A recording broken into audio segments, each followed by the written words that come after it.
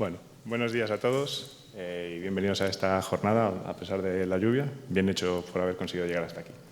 Algunos de vosotros que ya hayáis visto esta presentación que cuando ocurrió el año pasado, los más audaces y fieles a este tema de la automatización, pues sabréis que el año pasado estuvo Ángel Martín, nuestro subdirector adjunto en la SGAD, hablando de este servicio de robotización que queríamos poner en marcha para toda la Administración General del Estado.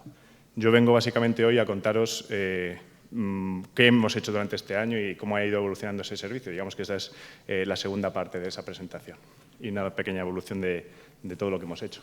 ¿Qué voy a contaros? Pues primero, una pequeña introducción a todo este servicio de automatización inteligente. Después, contaros lo que hemos hecho con el servicio centralizado de RPA. Y, por último, intentaré introduciros un nuevo servicio que estamos poniendo en marcha, que es una plataforma como el servicio de IBPMS. Entonces, empecemos con unos conceptos sencillos sobre lo que es el servicio de automatización inteligente de la Secretaría General de Administración Digital. Para muchos de vosotros ya reconoceréis de vuestras pesadillas esta gráfica, que es una captura del plan de digitalización de las administraciones públicas, en la cual pues, podéis ver el eje 1, todas las medidas que tienen que ver con la transformación digital de la Administración General del Estado y, en particular, la medida 5 de ese plan de digitalización, que es el servicio de automatización inteligente del cual yo soy el responsable.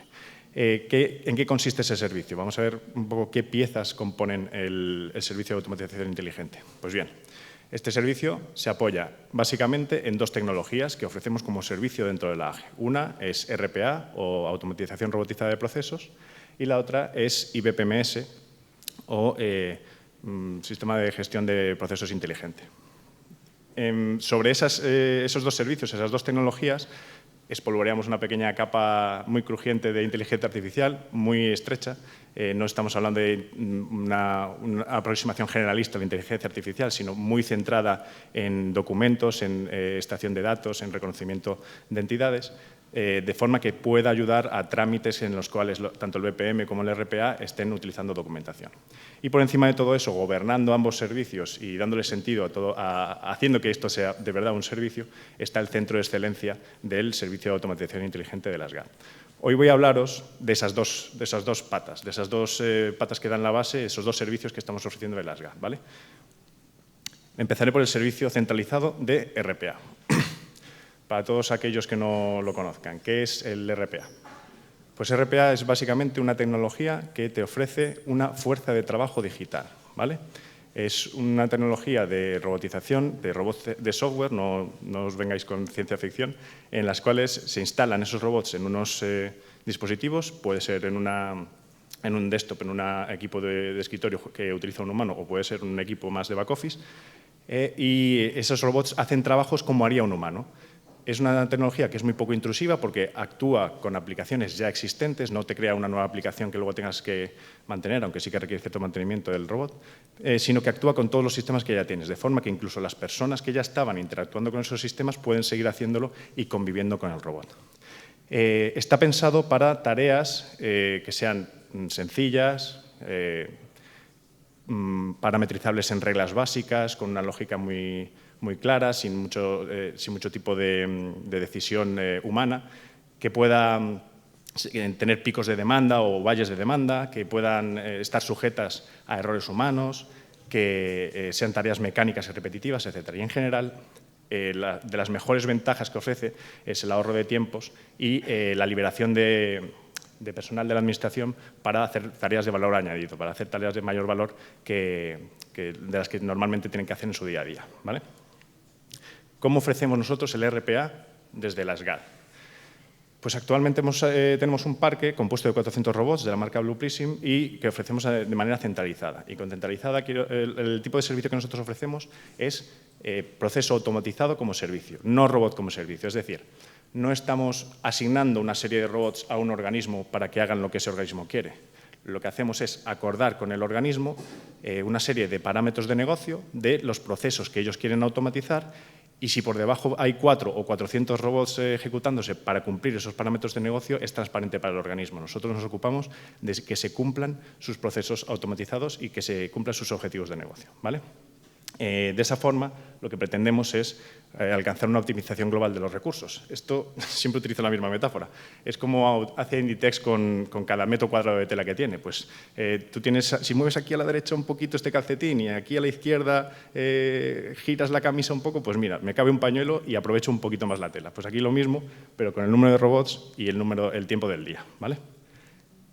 Y ese servicio, como decía, lo ofrecemos extremo a extremo. Hacemos todas las fases de los proyectos de automatización robotizada, las asumimos desde la SGAD.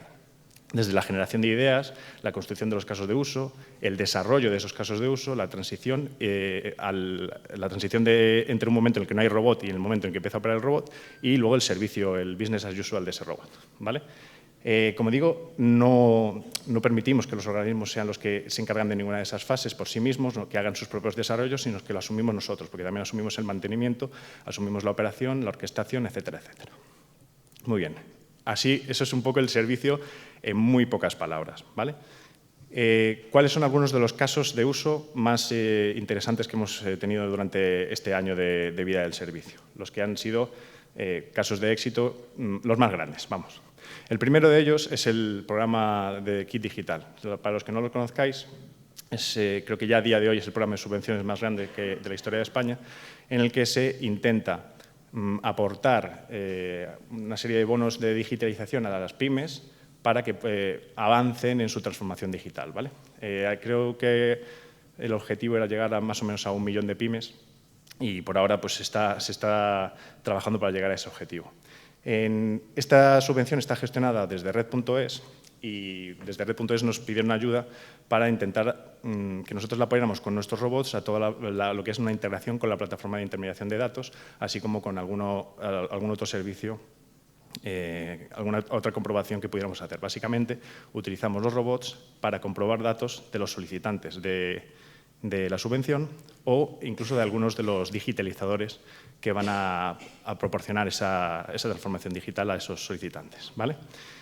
Hemos trabajado con ellos prácticamente durante todo este año. Tenemos una relación muy, muy estrecha con la gente de Red.es, no sé si hay alguno en la sala incluso. Y básicamente nos vemos un par de veces a la semana para ir avanzando en todo este gran proyecto.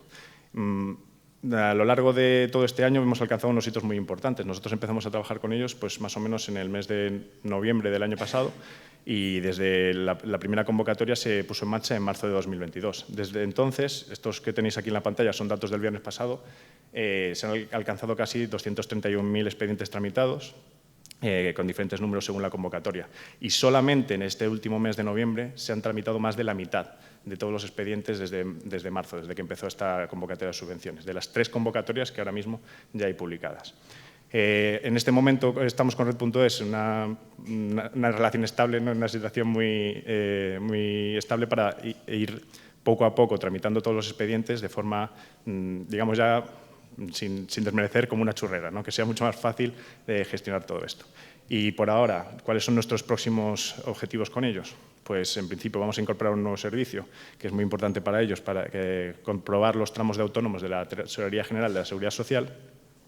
Y también estamos preparándonos para hipotéticas futuras convocatorias de subvenciones del Kit Digital que puedan estar orientadas a diferentes tramos de empresas.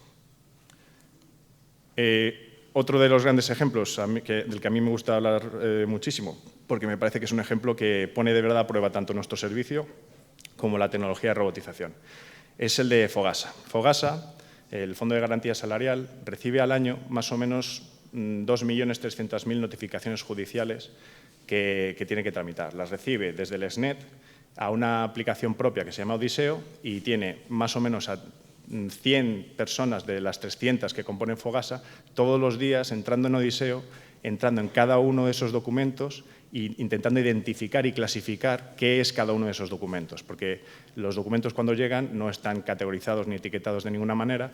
Entonces, para poder distinguir qué documentos son relevantes de cuáles no lo son, siempre hay un humano que está por detrás comprobando y abriendo cada uno de los PDFs.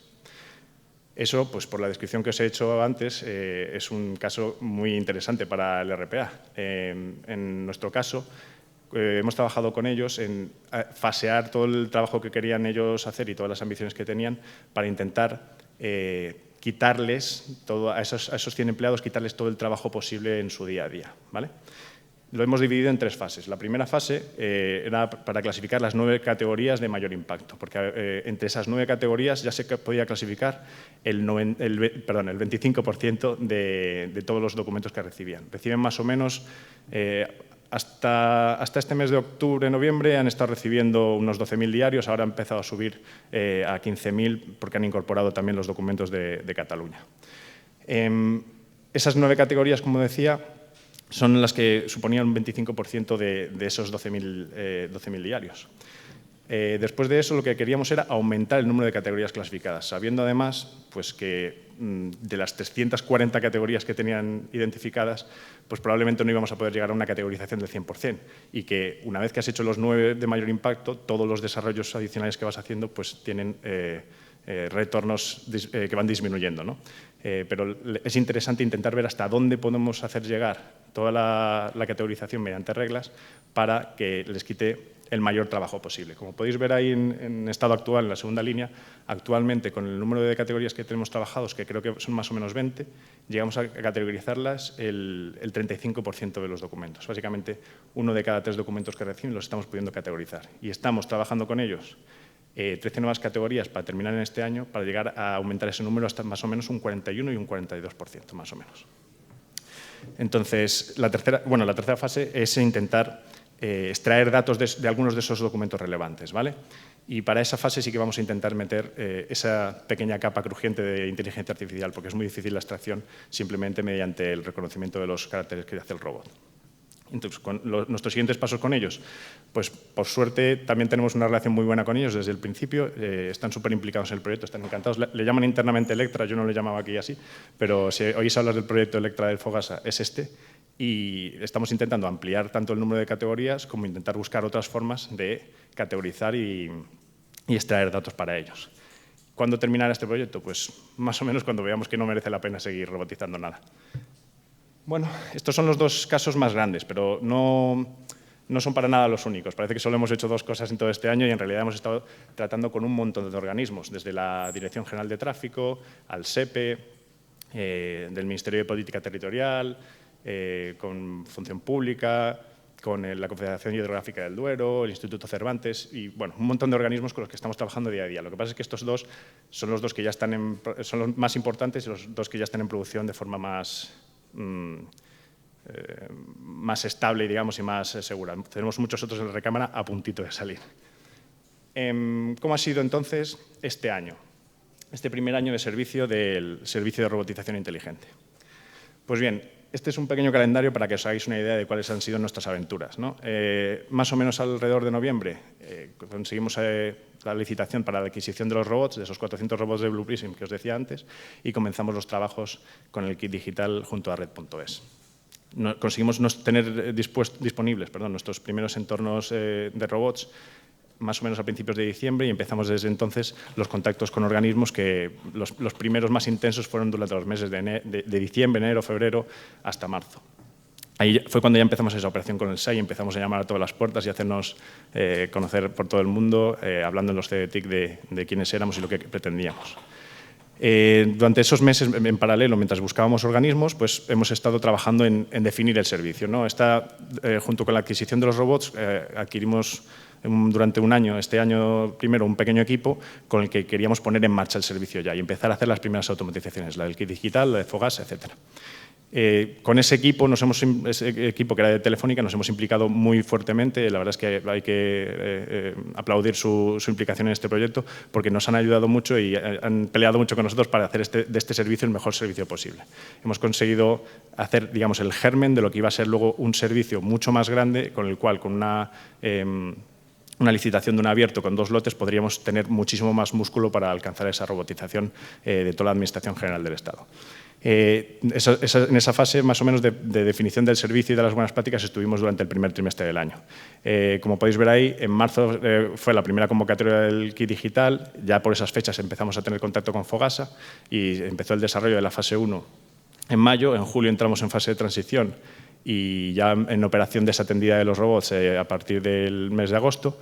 Y en estos meses de septiembre, octubre y noviembre hemos estado trabajando en las 2 siguientes convocatorias del kit digital.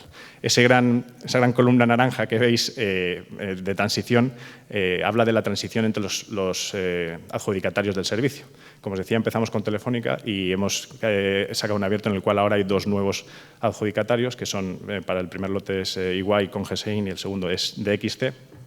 Y todo ese mes, esos 2 meses casi, los hemos trabajado en la transición del servicio de un adjudicatario a otro. Ha sido, pues por circunstancias de licitaciones, pues hemos tenido que alargarlo más y, por desgracia, casi toda nuestra actividad de robotización se ha visto pausada o al menos muy frenada, y nos hemos dedicado simplemente pues, a las cosas esenciales, pues como era la operación de Fogasa y del kit digital. Y ya pues a partir desde el 1 de diciembre, que se firmó el nuevo contrato, ya tenemos un nuevo equipo y de nuevo vamos a empezar a trabajar con todos los organismos para sacar adelante en el año 2023 muchísimas más cosas que poner en esta lista. Ha sido un año muy intenso para todo el que no haya montado aquí un servicio de robotización antes. La verdad es que hemos sacado muchísimas lecciones y nos hemos enfrentado a muchísimos retos de cómo se monta un servicio de esta clase. Aquí voy a intentar compartiros algunos de ellos, ¿vale? El primero de ellos tiene que ver con la relación que tiene la SGAT con el resto de la Administración General del Estado. Al final, cuando nosotros intentamos robotizar algún proceso de negocio, nuestra relación con esas unidades de negocio siempre está intermediada por las unidades TIC, las subdirecciones TIC o las divisiones TIC de cada uno de los organismos. Esto tiene sus ventajas y desventajas. O sea, al final, el lugar que ocupa la SGAT dentro de la AGE pues, es un lugar, digamos, central de toda la parte de tecnología, pero no llega tanto a esas unidades de negocio, de forma que una tecnología como esta, que es el RPA, que hay que intentar explicar, cuando hablas con los de tecnología es fácil que lo entiendan, pero si no tienes ese contacto directo con negocio, si no eres capaz de enseñarle las bondades, si no eres capaz de despertar su imaginación y que le empiecen a hacer chiribitas los ojos pensando en las posibilidades, pues es muy difícil que se puedan llegar a automatizaciones reales que puedan mejorar de verdad la vida de los funcionarios o el servicio al ciudadano. De forma que pues acaba siendo, como digo, con esta relación intermediada acaba siendo más una cadena que ese amoroso triángulo que sería interesante que pudiera llegar a ser. Lo que pasa es que es un debate legítimo preguntarse si siquiera, por la situación de la SGAT dentro de la AGE, es posible conseguir ese triángulo. Yo os lo dejo a la reflexión, no tengo una respuesta, sí que sé lo que sería deseable para que un servicio como este tuviera un éxito todavía mayor. Una segunda idea, una segunda reflexión, está en los esfuerzos exhaustivos que hay que hacer en las primeras fases de robotización. Si habéis alguno de vosotros hablado con algún comercial de algún producto de RPA o de BPM, de automatización en general, siempre te hablan de lo rápido que es el time to market, ¿no? de que las automatizaciones se hacen rapidísimas. Claro, lo que no te dicen es que llegar a saber lo que tiene que hacer el robot de verdad, llegar a los detalles, es súper complicado. Esa es la parte que es más difícil, porque os pongo el ejemplo que también funciona muy bien. Yo os pregunto, ¿qué hacéis por la mañana antes de salir de casa? Y me podéis decir, me levanto, voy al baño, me visto y cojo el abrigo y me voy. Vale. Pero al robot hay que decirle, te levantas, para levantarte primero te quitas la sábana o no te la quitas. Primero apoyas el pie izquierdo o el derecho. Y ¿cuántos pasos tienes que dar hasta el baño? Enciendes la luz al entrar al baño, ¿no? Y levantas la tapa, ¿verdad? Cuando vas al baño. Tienes que llegar a un nivel de detalle que es muy, muy alto. Y, por desgracia, eso, pues como digo, requiere una aplicación de recursos humanos muy, muy importante y con unos conocimientos muy específicos. Estas primeras fases de levantamiento de ideas, de intentar encontrar en los organismos ideas y de llegar al detalle, definir ese caso de uso, de llegar al detalle de si levantas o no levantas la tapa en el baño, es una fase que resulta un filtro muy estricto. Porque la gran parte del esfuerzo que estás haciendo con los organismos muchísimas veces no van a llegar a un caso de uso real, bueno, automatizable, robotizable, con un servicio centralizado como el nuestro. Y lo que se ve es que en esa primera fase requiere muchos más recursos, pero tiene un rédito, digamos, bastante bajo. Y hay que intentar ponderar o compensar qué recursos dedicas en las siguientes fases para que no suponga un cuello de botella demasiado grande el trabajo que haces en esas 2 primeras fases. Luego sí, desarrollar es bastante rápido, no os digo que no.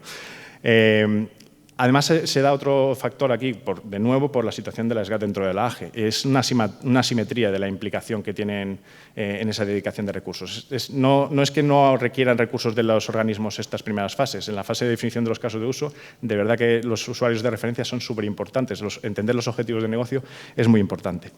Pero, sin embargo, digamos que nosotros ponemos, ¿cómo era lo de los cerdos y las gallinas? El cerdo se compromete y la gallina se implica, ¿no? Pues aquí pasa un poco lo mismo. La SGAT se tiene que comprometer mucho y tiene que poner muchos recursos, pero el organismo pues, no tiene que poner tantos, y si en algún momento pues, no explora otras vías o está buscando otras formas de automatizar ese proceso que tiene en mente, pues puede dejar de responderte o puede dejar de estar tan interesado en esa robotización cuando tú ya llevas pues, semanas o meses trabajando con ellos. Es doloroso, pero así es la vida. Lo malo también, además, es que desde la SGAT tenemos pocas palancas para alcanzar ese compromiso. Pocas formas, de nuevo, por esa relación intermediada y por dónde estamos en la SGAT, o sea, en la AGE, hay pocas formas de decirles implícate de una forma, o sea, sé un cerdo conmigo, ¿no?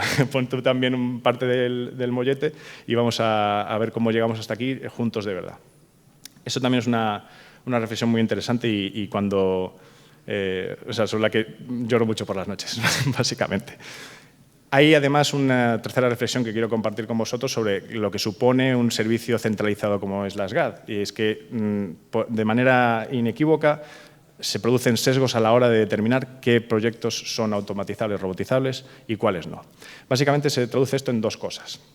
El primero es, como os decía, hay que dedicar muchos recursos en las primeras fases, es una tecnología que hay que explicar mucho, etc. Como los recursos son limitados, al fin y al cabo, se acaban favoreciendo proyectos muy grandes, proyectos que puedan tener un impacto muy grande en el organismo sobre automatizaciones más pequeñas. Las automatizaciones más pequeñas son más numerosas, pero a lo mejor el tiempo que le ahorras a una unidad en la que hay 2 personas cada 6 meses teniendo que hacer un informe que les lleva 2 días, pues si te pones a contar cuánto es eso en equivalentes a tiempo completo, pues no es nada. Y cuando estás dando un servicio centralizado para toda la AGE, cuando lo comparas con los casos de Fogasa o del Key Digital, te das cuenta de que esa clase de automatizaciones no son tan prioritarias.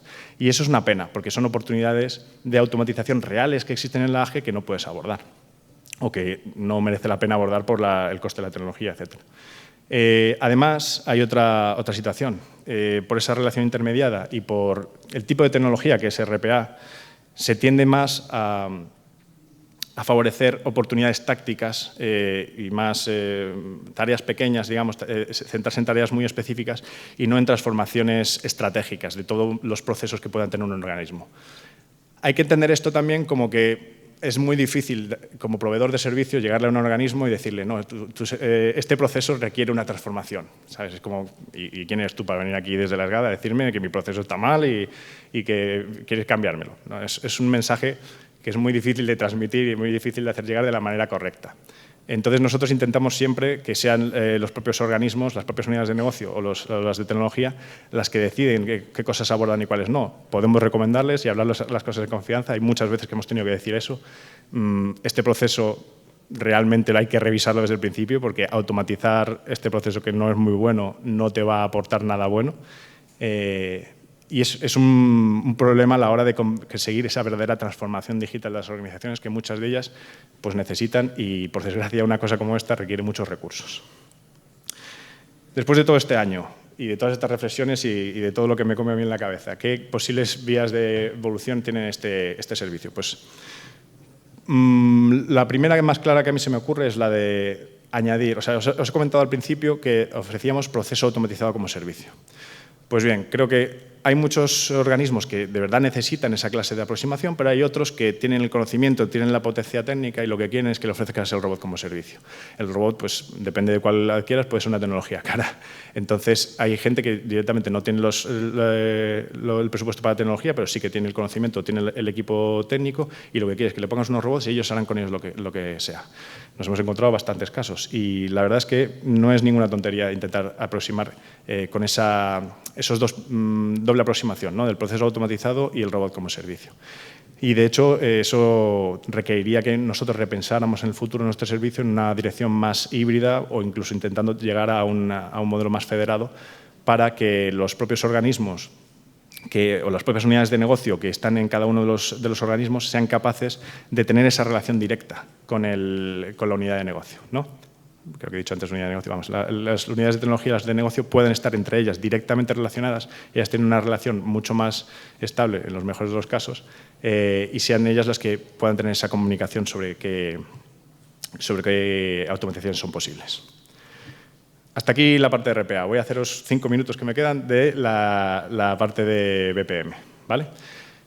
¿Qué es la tecnología BPMS para los que no los conozcáis? Pues bien, es una tecnología también de automatización que tiene muchas cosas en común con el RPA, como puede ser la utilización de lenguajes de bajo código o la orientación a la reutilización de módulos desarrollados, pero también tiene una serie de diferencias. Yo siempre explico el BPM en contraposición al RPA más que por sí mismo. Donde el RPA está muy orientado a una tarea determinada, el BPM está más orientado a hacer procesos extremo a extremo. Donde el RPA decimos que interactúa con aplicaciones que ya existen, el BPM te crea aplicaciones nuevas y te permite crear nuevas aplicaciones que van a conectarse tanto con otros sistemas que tengas como con van a permitir que tus usuarios interactúen. Son también procesos, o sea, permite toda la hiperautomatización cuando lo combinas con procesos de RPA, con tecnologías de inteligencia artificial y OCR, etcétera, y pues son tecnologías muy potentes. Dicho en pocas palabras y que no me oiga nadie de BPM, es un motor de reglas muy potente. ¿Vale? Te permite hacer muchísimas cosas, pero no deja de ser un motor de reglas para que tú puedas hacer tus procesos de negocio. Esto, si decía que no es intrusivo el RPA porque actúa con las aplicaciones que ya tienes, pues esto quiere ser tu nuevo corazón de las aplicaciones de negocio. ¿Vale? ¿Qué hemos adquirido en la SGAD? Pues hemos adquirido el producto Pegasystems con 9.200 usuarios, de los cuales 7.000 ya están comprometidos con el SEPE porque han estado trabajando conjuntamente con nosotros en esta licitación. Y también una serie una pequeña cantidad, lo que os decía antes, de inteligencia artificial a través del Intelligent Document Processing. ¿Vale? ¿Para qué lo estamos orientando? Para que el ciudadano no consuma licencias de usuario y para que podamos hacer todas las aplicaciones y todas las automatizaciones que quiera la Administración General del Estado. ¿Y qué clase de servicio ofrecemos con esta tecnología nosotros? Pues si en RPA hacíamos todo y asumíamos todas las fases del desarrollo, aquí es un poco diferente. Lo que queremos ofrecer es una plataforma como servicio. Como decía, el BPM quiere ser tu nuevo corazón de las aplicaciones de negocio y no queremos que ningún organismo pueda tener reticencias a incorporarse al BPM porque la SGAD quiere decirles tienes que cambiar este proceso. Lo que queremos es que ellos mismos puedan hacer sus propias automatizaciones y crearlas y nosotros ofrecerles simplemente la plataforma como servicio, que ellos tengan toda la libertad y todo el control que necesitan.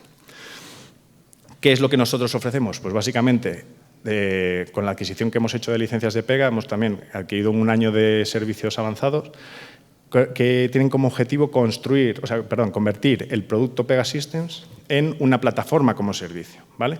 Que nos permita a nosotros pues, definir unas buenas prácticas para todos los organismos, tener un portal del servicio, darles una serie de herramientas de calidad de vida para que no tengan que depender de la SGAD, para la promoción entre entornos, para la configuración y puesta en marcha, etcétera, que nosotros podamos tener una gestión y un control de las licencias que asignamos a cada organismo, que el producto por sí mismo no lo tiene, y muy importante, crear un marketplace de componentes reutilizables en toda la Administración General del Estado, de forma que si hay desarrollado ya una integración con @firma, con clave o con notifica, pues no tenga que desarrollarse cada organismo la suya, ¿vale? Y luego, pues, por supuesto, monitorización de la plataforma, soporte e informes preconfigurados. Dicho esto, ya lo voy a usar los 2 minutos que me quedan. ¿En qué fase estamos con esto? Pues la instalación del BPM la decimos a finales del mes de noviembre, las primeras instalaciones, y ahora mismo pues estamos en esa fase de empezar a convertir el BPM en una plataforma como servicio.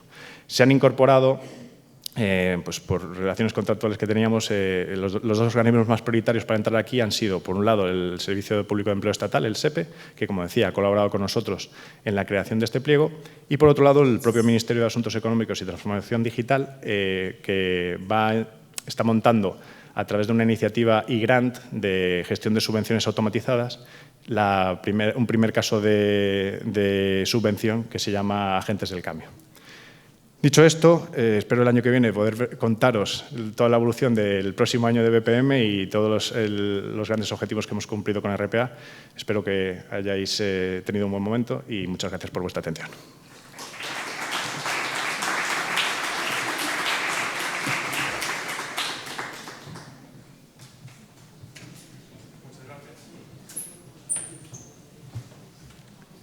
Bueno, pues ahora un minuto de cambio de ponencia.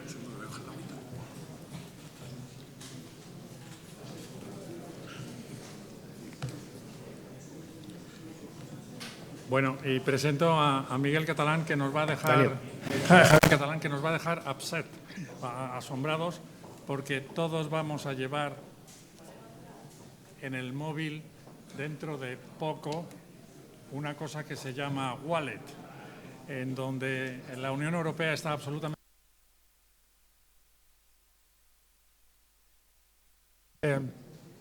Bueno, pero no le quito protagonismo. Es tuyo el auditorio. Gracias. Muchas gracias. Buenos días.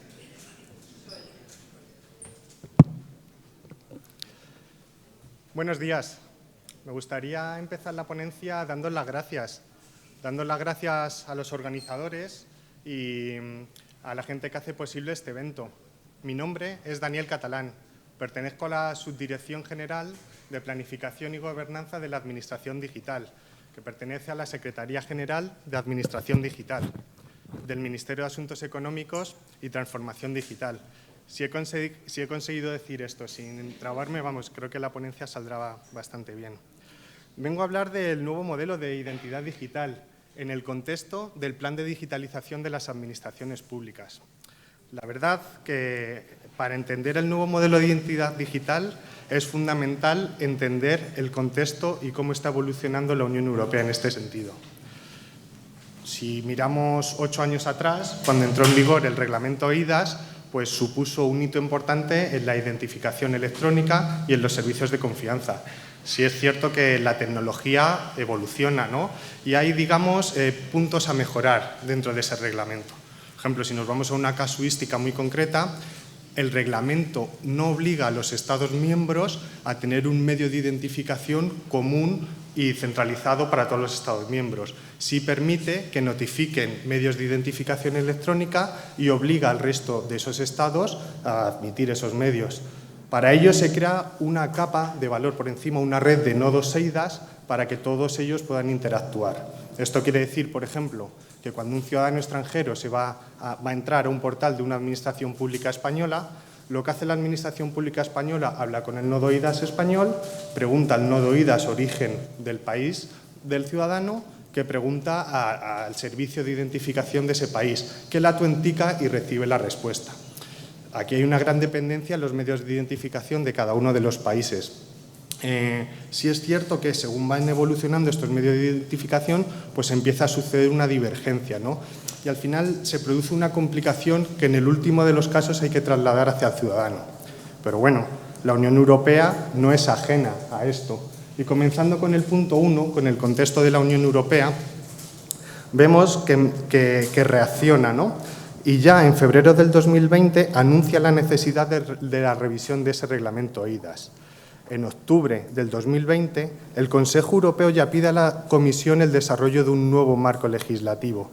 Sí me gustaría leer un punto importante, ¿no? Que es a fin de proporcionar a las personas el control sobre su identidad. Ya hablamos de identidad autosoberana, identidad autogestionada, y ya es uno de los grandes cambios que se empieza a producir. Ya en marzo del 2021, todo esto forma parte de la Estrategia de Transformación Digital de la Unión Europea. Se habla de la brújula digital porque tiene 4 puntos cardinales: las capacidades digitales, las infraestructuras digitales, la transformación digital de las empresas y la digitalización de los servicios públicos, donde se va a enmarcar este proyecto. Concretamente, es una década digital porque establece objetivos para el año 2030. Por ejemplo, que el 100% de los servicios públicos tienen que estar en línea o que hay una identidad digital que sea usable al menos por el 80% de la ciudadanía, que esperemos que sea mucho más, alcanzando picos de casi el 100%. me gustaría hacer aquí una remarcación y es un nuevo programa que se llama Digital Europe. Este es un programa de financiación que ayuda a esa estrategia de la Unión Europea a poderse financiar y pues, poder ser implementada y con éxito. Lo menciono porque más adelante en la presentación vamos a hacer uso de este programa. Nuestro punto central, el reglamento eIDAS y su evolución. Digo evolución porque no sale un nuevo reglamento, se evoluciona al actual, es decir, se modifican artículos, salen artículos nuevos y se borran artículos.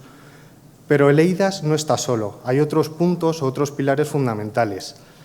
El denominado Toolbox, el denominado Public Tender y el denominado pilotos a gran escala. Vamos a profundizar en cada uno de estos puntos, comenzando por el eIDAS.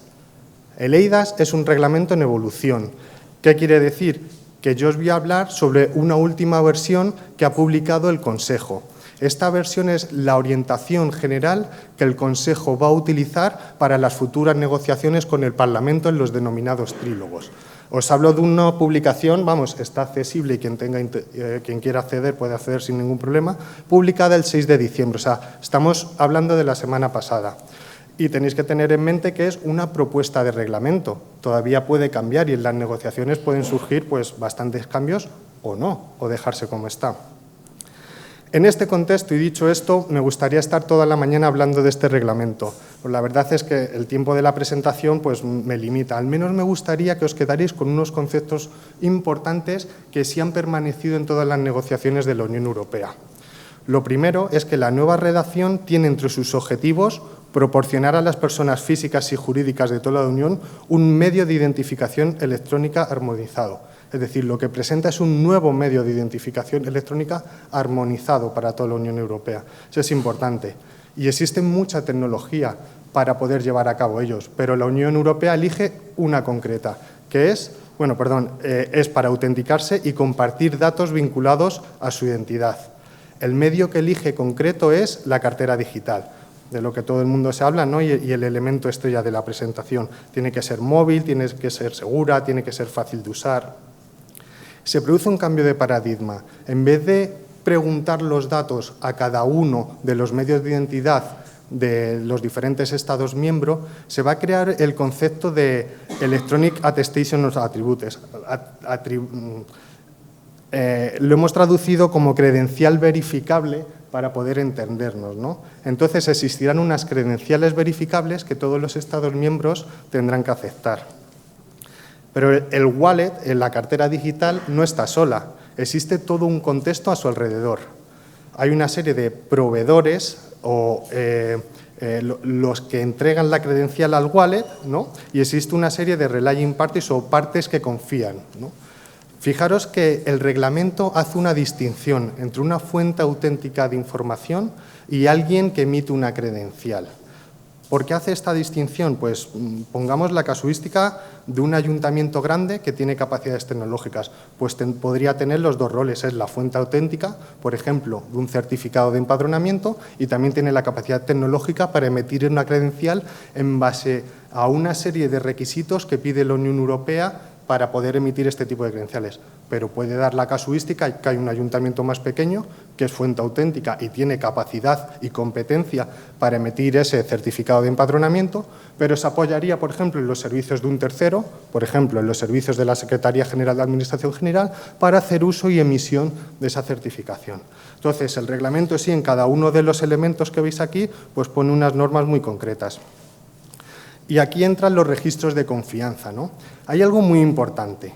Cuando el usuario o el ciudadano tiene una credencial, cuando esa credencial se la da a una parte en que confía para que la verifique, quien emitió esa credencial no se entera. Es decir, no hay una llamada entre el que recibe la credencial contra el que la ha emitido. Eso se hace gracias a los registros electrónicos.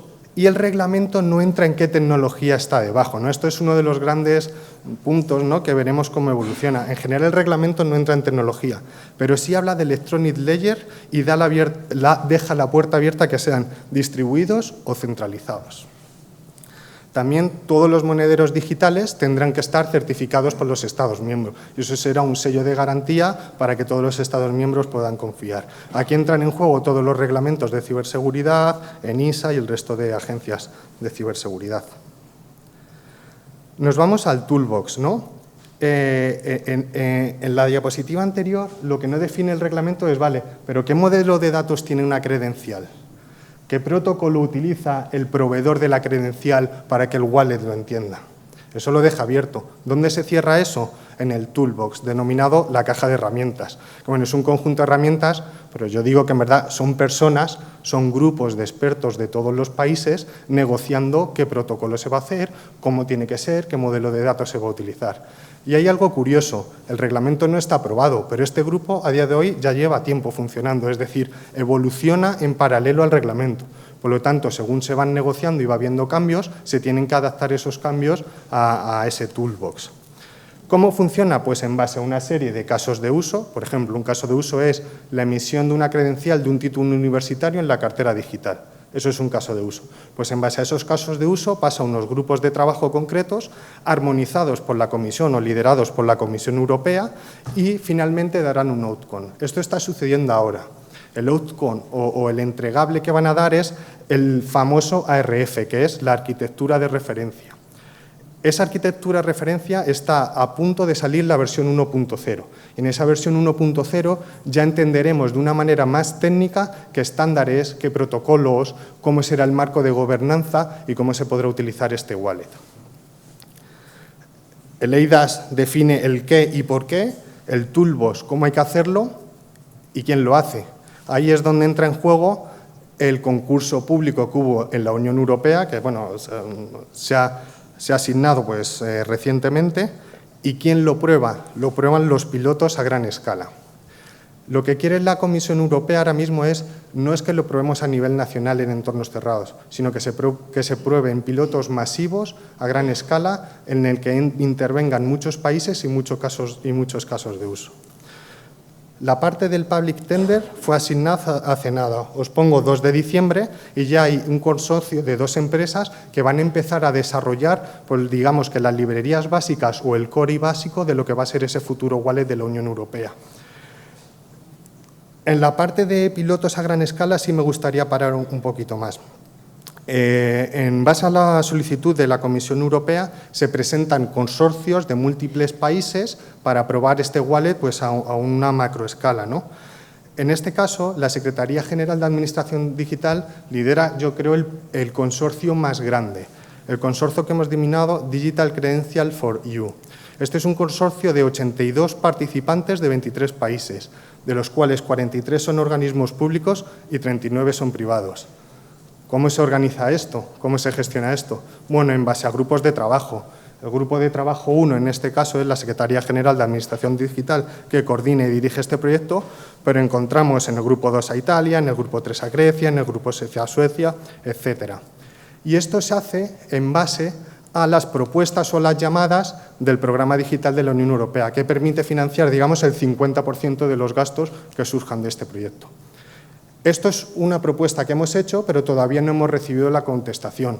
A ver, yo lo veo con buenos ojos, pero la verdad tendremos que esperar a que salga publicado y vemos si es uno de los consorcios que siga adelante o no siga adelante. Junto con nuestro consorcio hay otros consorcios, ¿vale? Lo ideal sería que la Unión Europea financiara a todos para probar todos los casos de uso, todas las tecnologías posibles. Pero bueno, es una decisión que tendrán que tomar. Ponemos esto en una escala temporal. Aquí, la verdad, pongo en rojo que es una estimación temporal tentativa, que puede sufrir modificaciones. A ver si ahora vais a comentar, bueno, tal día se va a publicar el reglamento eIDAS porque lo ha dicho la SGAD. Bueno, vamos a entenderlo. Pero si vamos a decir fechas, si ahora mismo están las negociaciones en el Consejo y ha sacado su versión definitiva, el Parlamento está haciendo lo mismo, ¿no? A partir de aquí empezarán las negociaciones y los trílogos. ¿Cuánto va a durar esto? No lo sabemos. Si estimamos que todo va bien en un best case, podríamos decir quizás que en 2023 puedan aprobar este reglamento. Si se aprobara en 2023, una de las cosas que dice el reglamento es que en 2 años, bueno, en base a unas especificaciones técnicas concretas, pero bueno, en 2 años los Estados tendrían que proporcionar de manera obligatoria esa cartera digital, ese wallet a los ciudadanos. Imaginemos que es a finales del 2025, cuando pasan estos 2 años. En la parte del toolbox hemos visto que hay un grupo de expertos que está a punto de sacar pues, una versión de ARF 1.0. A partir de ahí, en base a cómo evoluciona el reglamento, seguirá actualizando las versiones. En la parte del Public Tender que se acaba de asignar, pues comenzarán los desarrollos, seguramente en enero, y tendremos una evolución de ese core, de ese núcleo de la cartera digital durante los años siguientes. Y los pilotos se están estableciendo ahora. Una vez que se establezcan y salgan los ganadores, habrá como una especie de consorcios a nivel europeo, una serie de convenios a nivel europeo que lo que permitirá es poner en ejecución estos pilotos a gran escala. Si nos fijamos que estamos a finales del 2022, es justo ahora donde se están produciendo todos los cambios, es justo ahora donde se están produciendo todos los movimientos. ¿Dónde participamos? Bueno, nosotros como país participamos, por supuesto, en las negociaciones del reglamento eIDAS, en los grupos de trabajo del Toolbox y en los pilotos a gran escala. Y nosotros como Administración Pública no hemos participado en el Public Tender, pero sí conozco que ha habido empresas españolas pues, que sí han optado por participar en ese concurso público. Dicho todo esto, se entiende como si tú vas a desarrollar una cartera digital a nivel nacional, pues necesitas entender todo este contexto y necesitas entender por dónde está evolucionando la Unión Europea. En el contexto nacional, se enmarca dentro del Plan España Digital 2026, concretamente en el eje 5. De cada uno de los ejes sale un plan nuevo, en este caso el Plan de Digitalización de las Administraciones Públicas y concretamente en la medida 4. Sí es cierto que ahora mismo contamos con un apoyo fundamental de un plan de recuperación, concretamente de la palanca 4 en el componente 11, modernización de las administraciones públicas. Si nos vamos al detalle de la medida 4, establece dos objetivos. Desarrollar nuevos sistemas de identificación sencillos, seguros y usables en línea con la normativa europea afecta, y desarrollar sistemas y servicios que permitan acreditar digitalmente a los ciudadanos y ciudadanas y empresas de forma 100% telemática. Quizás la redacción de este último punto no se entiende muy bien. Estamos hablando de sistemas de onboarding del ciudadano, de sistemas de videoidentificación que habiliten al ciudadano que no tenga que desplazarse físicamente pues hasta las oficinas de las administraciones públicas. Y los dos elementos veréis que en las siguientes slides cómo forman parte de este proyecto. Tenemos este contexto de la Unión Europea y yo pregunto, como administración pública y sabiendo que ahora mismo está cambiando constantemente, ¿empiezas a desarrollar ya la cartera o esperas, por ejemplo, a mediados del 2023 a que esté un poco más claro por dónde va a ir? Bueno, en este caso nosotros sí hemos empezado a desarrollar ya la cartera digital. De hecho, la hemos empezado a desarrollar en dos fases, fase 1 y fase 2. Dejadme explicar el porqué de la fase 1. Al final, en la fase 1, lo que hacemos es coger carteras digitales que ya existen en el mercado, todos los componentes que ya existen en el mercado, se produce una integración para empezar a usarlo. ¿Por qué? Porque si nos fijamos en la parte de arriba, digamos que es la parte teórica y la parte de abajo, esa fase piloto, es la parte práctica. Tú cuando estás en negociaciones con la Unión Europea, no es lo mismo tú como ciudadano ya haber utilizado un piloto y empezar a gestionarlo y ver la usabilidad que no haberlo hecho. Y eso influye mucho en las negociaciones.